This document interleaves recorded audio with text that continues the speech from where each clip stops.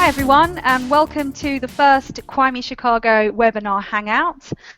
Today I'm going to be working with some of our speakers from CWIEME Chicago, and they're going to offer a sneak preview on some of the expertise and discussion you can expect to experience if you come along to the show in October.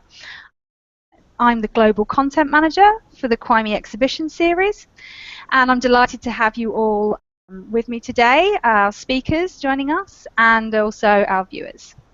So, first of all, just to remind you to register for the show.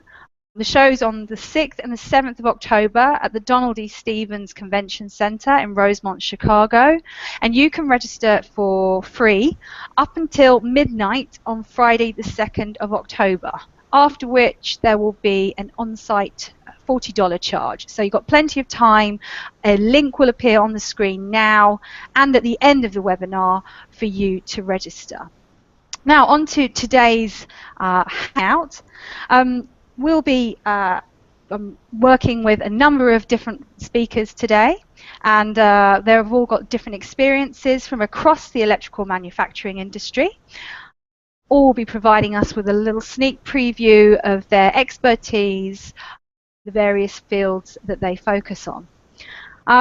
So the big focus for today is really looking at some of the top line topics and issues that we found and that arose during the research for our content program this year for Chicago.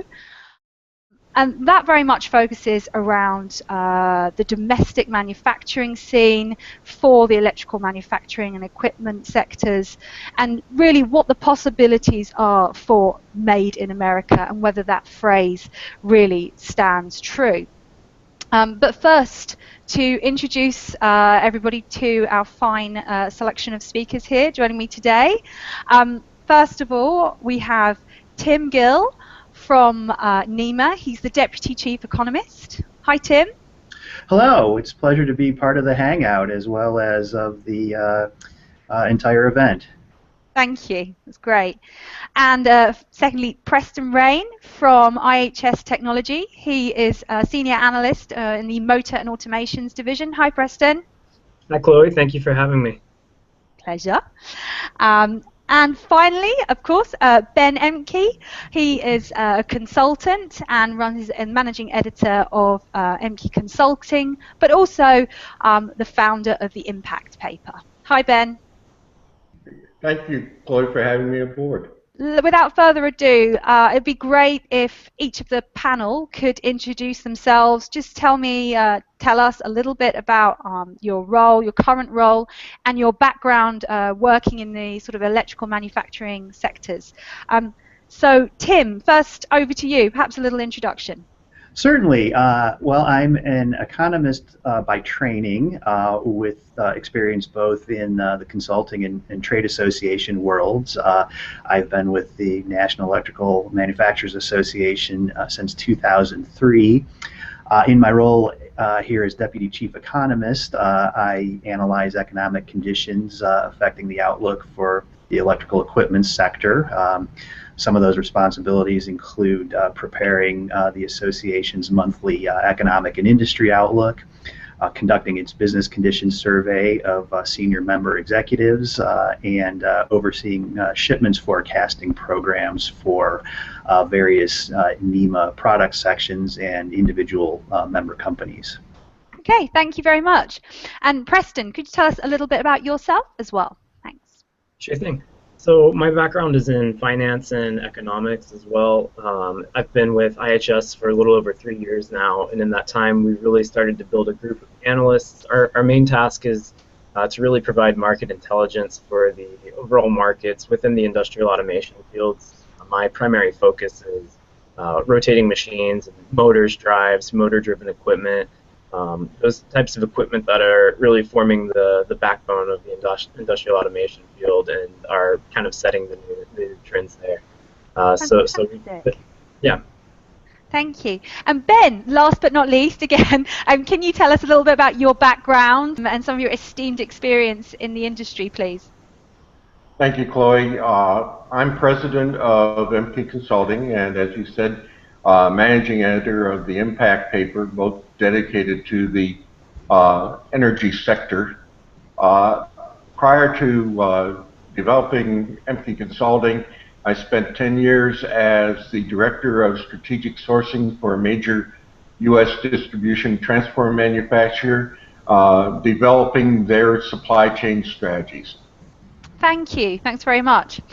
Okay, well, now we've met the panel, let's kick off with our key discussion points for today. So first off, I think we're going to look at economics and growth, everybody's kind of top line interest, and really look at the pace of economic growth and recovery since the Great Recession over the last decade. Many we spoke to in the coil winding, motor, transformer communities, you know, as with every business, large or small, it's the top line concern, and they're very keen to find out, you know, what the predictions are in the months ahead and, you know, going forward into 2016. So Tim, my first question is to you. How do you feel the electrical manufacturing marketplace is really doing at this point in time? And what is the economic reality for those making in America? Again, now, recently, but most importantly, going forward into 2016.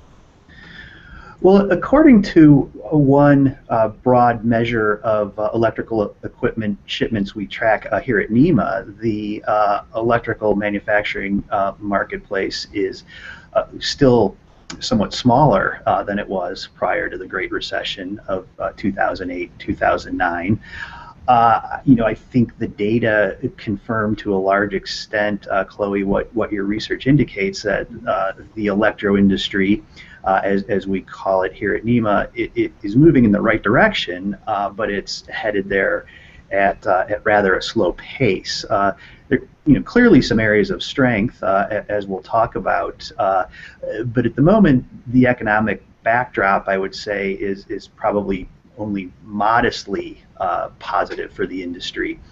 Kind of zooming out to the broader manufacturing sector, those firms making things in America, activity is growing quite slowly for a number of reasons. U.S. exports of manufactured goods are being constrained by the strong U.S. dollar and by weak economic growth in many parts of the world, particularly in major economies such as China, Japan, and the Eurozone. Indeed, we've seen evidence of global turmoil on a nearly daily basis this summer. The seemingly endless Brexit story, ramped up volatility, and rapidly slowing growth in China, and so forth. On the domestic front, we have seen historically slow rates of business investment, and that's a factor weighing on demand for manufactured goods. While the plunge in oil prices has certainly provided some benefit for manufacturers by curtailing energy costs, the U.S. in recent years has become one of the world's major oil producers, so falling prices triggering falling investment in the upstream of the oil sector make for another headwind. Now, none of this is to say that, you know, the American manufacturing sector is experiencing recessionary conditions now, nor do we expect it to be for the remainder of 2015 or in 2016. In fact, we expect growth in manufacturing activity to pick up to an extent going forward. But there certainly are any number of headwinds that are holding growth down. Okay, and so you say that, you know, you don't think it's going to go into recession. So it's actually, there's a general positive feeling that there's good prospects. But what would you think would be the 3 or 4 key drivers that could really create growth, or that you're seeing creating growth in the electrical manufacturing sectors and equipment sectors? Well, I think there are probably a few different ways to answer that question. So let me tackle it from a few different perspectives. I think on a global basis, from a world regional standpoint, North America in general and the U.S. in particular will be bright spots in the near-term future, probably the brightest spots among the major economic blocs, in fact. Now, that's not so much because the U.S., for instance, is doing so well. The fundamentals are certainly solid, but not in any way spectacular, but rather that much of the rest of the world is doing less well. From the perspective of relative strengths and weaknesses within the U.S., we feel the construction sector is likely to be a more significant growth driver in the near future for electrical equipment manufacturers than the manufacturing sector will be. Housing appears to have finally turned the corner, and a number of segments of non-residential construction are doing quite well and are expected to continue to do so heading into next year. Finally, from the perspective of trends developing within the electro industry, I don't think there's any doubt that energy efficiency is really the fundamental growth driver, whether it's increasingly efficient motors and transformers, as the other panelists know so much about, whether it's LED lighting, whether it's the transmission and distribution infrastructure to tie far-flung sources of renewable energy to population centers. It's really the energy efficiency movement that's the driver. Okay, so I think we discussed this before when we've spoken, but one area that our research picked up, and this could be particularly for the motor and the coils sectors, there was a lot of hope put in the future of kind of automotive. So actually the traditional automotive, as well as say electric vehicles, and there was a lot of feeling that actually for them automotive could be the biggest area. I mean, some of your data says it otherwise, but is there any data or results to back that up, the automotive manufacturing kind of giving scope to growth? And then if not, where should these businesses be looking, domestically or internationally?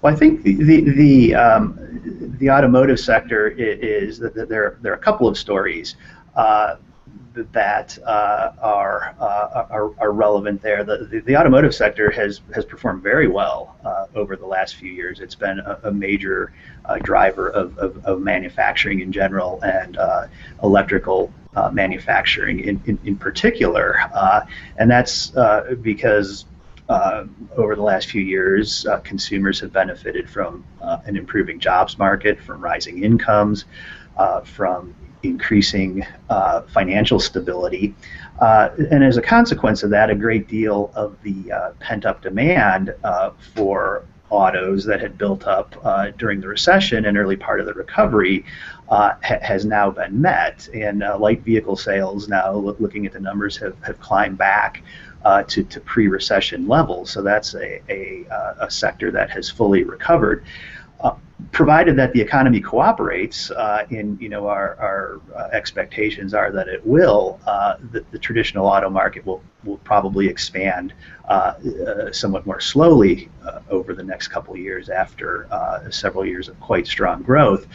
However, I think it is that other side, the electric vehicle market, that is really on the rise, and that slowly over time is going to become an ever greater force in demand for electrical equipment, and that's certainly a development that is going to benefit our industry over the medium term. Very interesting. Thank you very much. So bringing you into the picture, how do you see this reflected in the motor-driven sectors? How do you feel that those motor sectors have been faring over the last year and in the months ahead? What's your predictions? And do you think the activity in certain areas of electric motor production reflects the bigger manufacturing picture in the States at present? Right. So that's a multifaceted question, because in some cases the verticals may be doing just fine, and some sectors will be performing much better than others, especially as the case with lower oil prices. sometimes the most telling indicators for market performance comes from the end users. And so one thing, my main expertise is motors, but I like to look at the motor-driven equipment, as you mentioned, so pumps, fans, and compressors. So pumps and compressors being very tied to the projects market, they had a very poor year in the last year, and things are starting to look up, though not too optimistically over the next few months. We see a lot of the case, maybe the OEMs of certain equipment are hurting, even though their markets in which they're active will be growing, and this could be the result of several different things. But the HVAC market, for instance, even though pumps in the oil and gas markets have been they've been hurting pretty poorly over the last several months. But in HVAC, we see fans and compressors and new types of pumps being designed that have actually been, that's buoyed the market. And so 2014 for the motor market in general was largely flat in the U.S.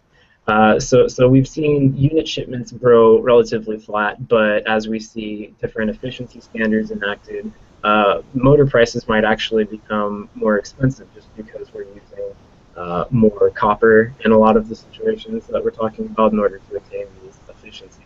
Now, do these markets reflect the bigger manufacturing picture in the United States? I think it's absolutely indicative of overall U.S. manufacturing. We see industrial material prices they've plunged lately, and that has certainly put downward pressure on motor suppliers, and we can get a little bit more into that. But this is the case with other manufacturing areas too. With motors, however, there's one key difference with the push for more copper in a motor and a little aluminum.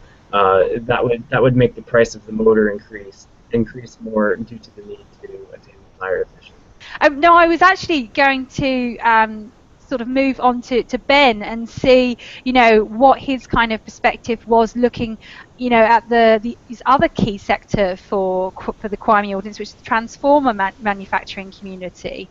So Ben, what was your opinion in that sector, how activity is faring? Would you agree you're seeing some of the same things that some of the big drivers that Tim has mentioned earlier? Is there, would you still say there's traction for the transformer market in areas such as like renewables and smart microgrid development, or other, sort of areas of utilities and kind of power generation? Really, the transformer market is going through some major changes based upon what's happening with particularly renewable energies and the smart grids. Power transformers are becoming strong in the United States. It's emphasized by the fact that you see now Epicet, Hyundai Heavy Industries, and Mitsubishi all building power transformer plants in the U.S.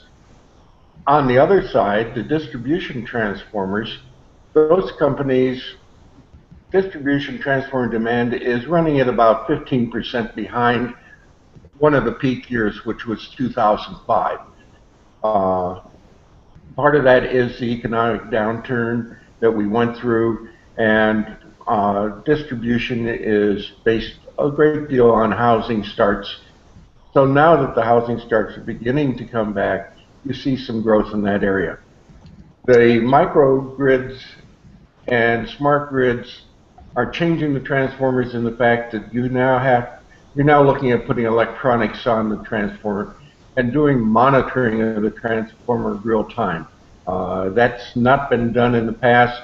That is now going to add a new emphasis, particularly to the transformer manufacturers, on how they integrate these monitoring systems into the product that they ship. The emphasis on wind and solar means different types of transformers may be required on the distribution side than we've seen in the past. The pole-mounted transformer may be too small to handle the typical wind generator, and so you're going to be seeing a switch in what is now required on the distribution side to handle the new wind and solar projects. Okay, interesting, Ben. Thank you. And just another kind of leading on from kind of the economic, the global trade kind of atmosphere. I know that you've been following a lot of the protectionist kind of global trade trends and anti-dumping issues that have been sort of happening over the last 18 months. So with that tightening sense of protectionism surrounding national manufacturing communities, particularly in the States, in North America, but also recently here in the EU, with anti-dumping coming to mind. What's the real ability for domestic producers and their related suppliers, their supply chains, to cope with international competition or threat, as many still see it? On the transformer side, where the transformer manufacturers are really seeing the international competition is not so much on the finished product, but it's on their ability to get the right types of raw materials, particularly the electrical steel, to build transformers that will meet the new efficiency standards both in the US and the 2020 standard that is starting to be phased in Europe. And the two US mills are not capable of supplying enough of the more efficient grades of grain orient. So you're seeing, particularly the US transformer manufacturers, looking at, in our case, Canada and Mexico, to now outsource the actual core of the transformer, because in those countries you'll be able to get material that is capable of meeting the standards, particularly from the foreign mills. So where they're really being impacted now on the global competition is the ability to get the correct type of raw materials. Okay, thank you. So Preston, just coming back to you on the motor-driven motor sector, particularly the low to medium voltage sectors. We're looking at sort of things improving. Have you seen producers struggling with certain elements, such as, again, as with transformers, the federal efficiency energy saving regulations? Have they been creating more or additional challenges to this sector? And do you think business can keep up with these efficiency demands in the long term? Right. So the first thing, just for some background into what goes into, I guess, some of the changes when you have efficiency transitions. So one key factor into that is that sluggish escalation of key commodities such as copper, steel, and fabricated metals. That'll help restrain price increases for motors and generators. Similar to that, which puts even more of a strain, is a lot of motor suppliers and drive suppliers, especially before the prices kept declining, they tried to hedge their spending, and so they locked in a price for copper or aluminum, for example, and so they're actually paying more than the market price. So it's really hurting profitability. And then plus with the stock situation that we have in the U.S. and China, manufacturers in general are really struggling with profitability. So that's one thing that certainly goes into that. Now, the producer price index for motors and generators in general is expected to be posting modest gains for 2015 and 16, averaging less than 1%. Overall, for industrial automation, the price has played a significant role. That affects 65% of the production of low voltage motors. Now, and so that'll actually increase as we transition into IE3 motors. And as many people know, in 2016 we're tightening up the restrictions and definitions for motors in the U.S. So we'll see a much larger increase of IE3 motors being sold into the U.S. So a lot more copper being involved with that. The struggle, though, as you get into higher efficiencies, is that the view of the customers, they don't really see as much of a difference. They might say, okay, an IE3 motor is an IE3 motor regardless of the brand, right? So that really makes a challenge, because we're starting to see motor suppliers trying to differentiate their equipment and maybe struggling to do that as a result of the difficulties associated with the maybe lack of profitability that's kind of plaguing 2015. And we expect to see that change a little bit over the next few months. Export markets were a strong driver of demand in 2014, despite the really poor global growth profile. So when all was said and done, U.S. exports of motors and generators had a strong year, up 15.5%. So that was really big. Okay, thank you. So just keeping on the subject very briefly again with efficiency, with the impact of various energy saving efficiency areas.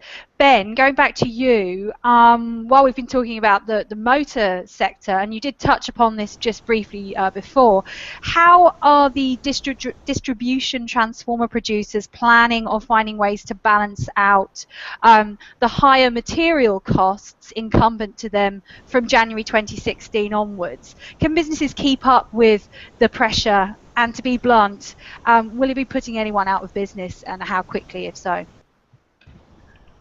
Well, in the distribution market, there is excess capacity available today on the distribution transformer side.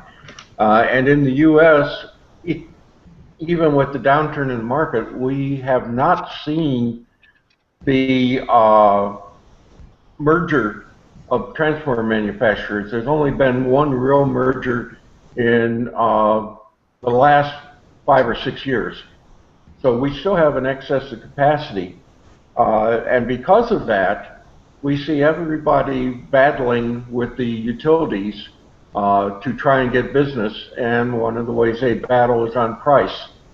Today, with the new efficiency standards, one of the things that they're doing is they have decided to outsource the core. And in most transformer companies, the manufacturing of the core, the heart of the transformer, is the most costly part of the production cycle. And so by outsourcing the core, they are reducing both their fixed and variable costs significantly, even if they're paying what may be a similar price for the finished core. Because now they don't have to worry about the utilities required for annealing and the actual purchasing of the steel. That is now being done by large companies that all they do is specialize in core manufacturing. And typically those companies now are either in Canada or Mexico, where they may see some benefits in labor costs or in tax situations. So that is the most significant way in which they are looking at controlling the cost. Will there be a consolidation within the industry? Probably not in the next several years. It just doesn't seem that there's really that interest in reducing the overall capacity that's available. Right, okay. Well, thank you very much for all of those opinions and sort of this economic kind of sector-driven kind of information. It's really, really useful. So let's kind of look more to kind of the future and kind of looking more at innovation and where that innovation is coming from. And as they say, you've got a plan to stay ahead. I'd like to know what the panel think is driving electrical manufacturing, the coil winding, the motor, the transformer producers, and production forward. Where's change coming from? Is it coming from inside that supply chain, or is it being driven by the end user, or in fact adjacent markets that are influencing these areas? I mean, anything from the Internet of Things to smarter manufacturing and new technologies, electric vehicle technologies. I think we even touched upon earlier. Tim, first to you. Your thoughts, future gazings. Do you think the electrical manufacturing or any particular sectors within it are driving innovation? Or do you think that, as historically has happened, it's the customer or the government that often is driving things forward?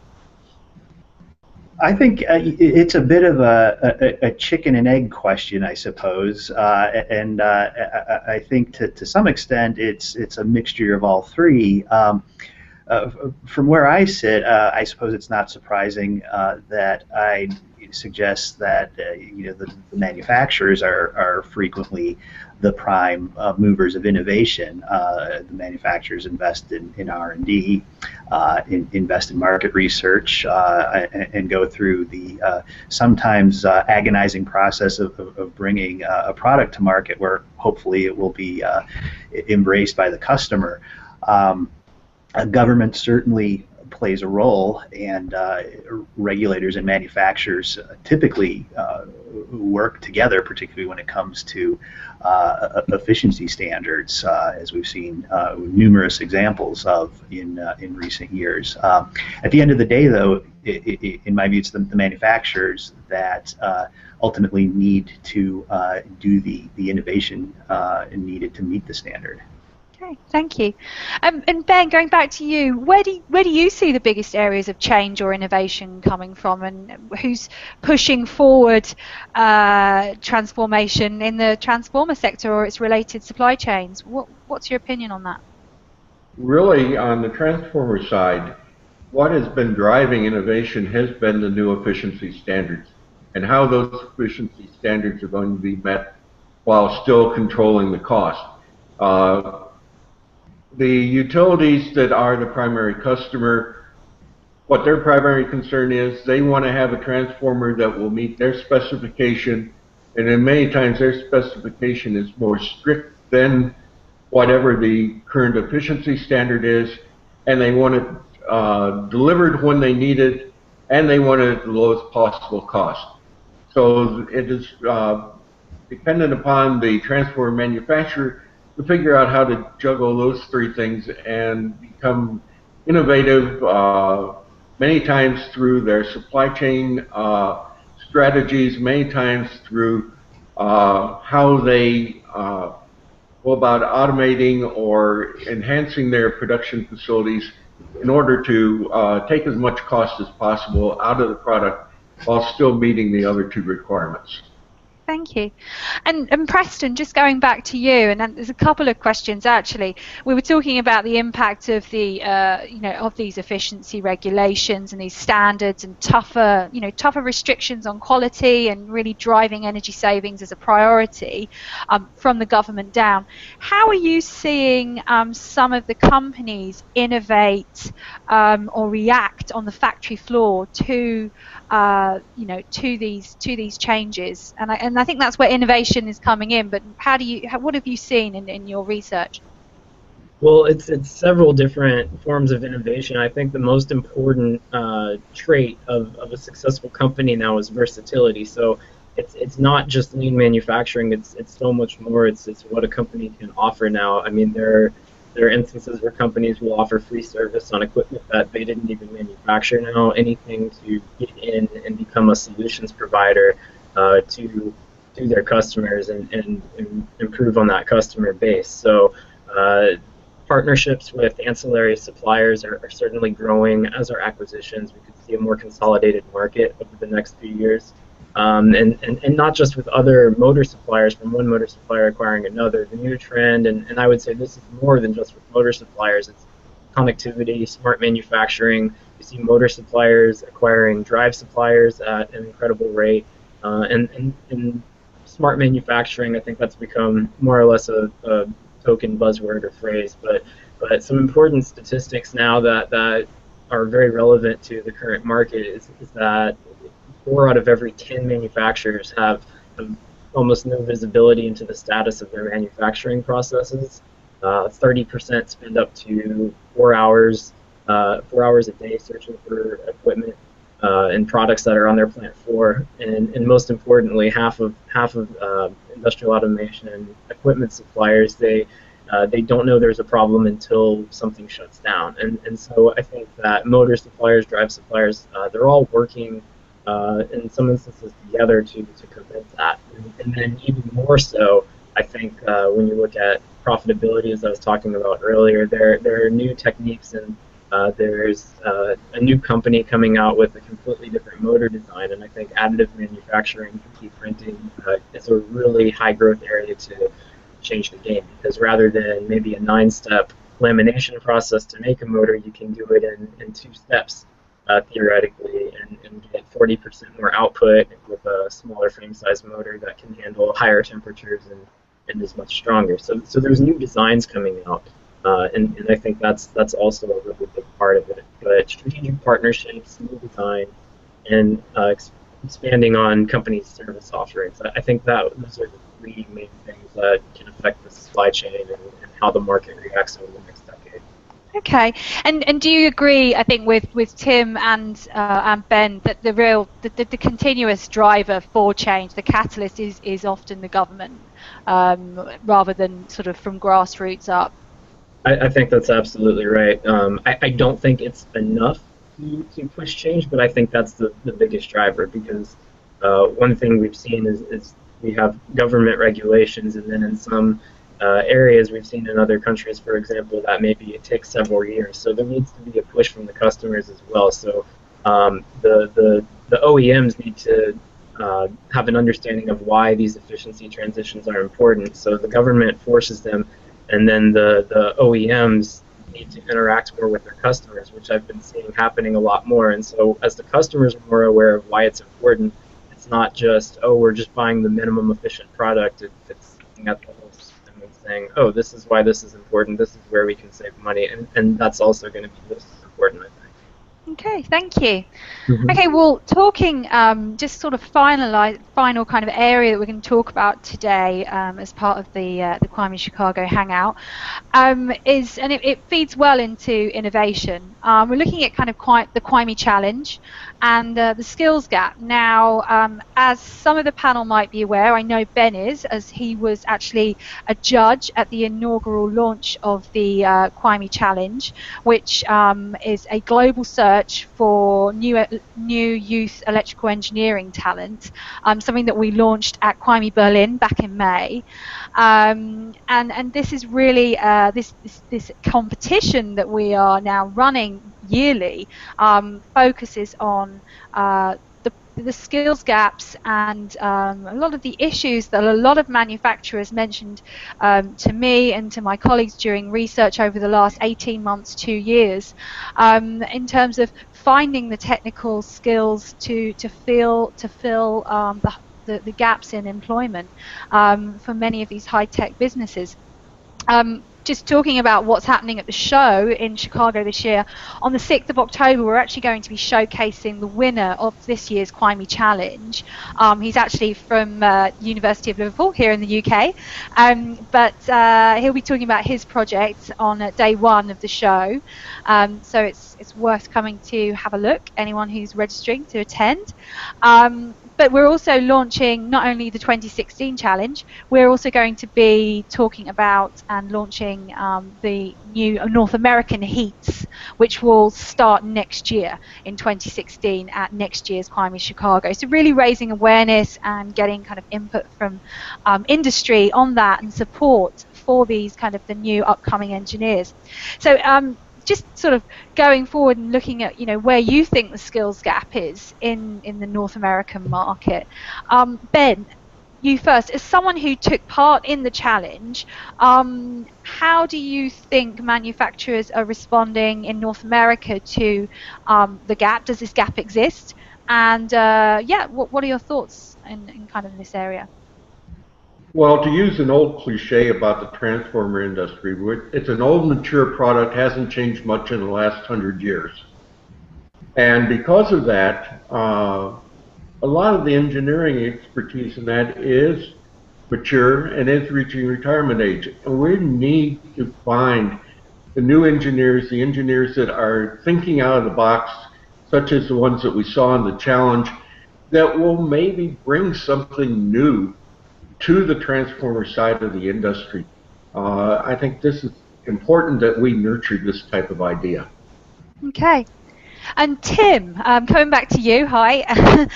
What about organisations like NEMA? What are they doing to assist industry in filling some of these highly technical skills gaps that manufacturers are finding occurring? Particularly as Ben says, it's a traditional industry.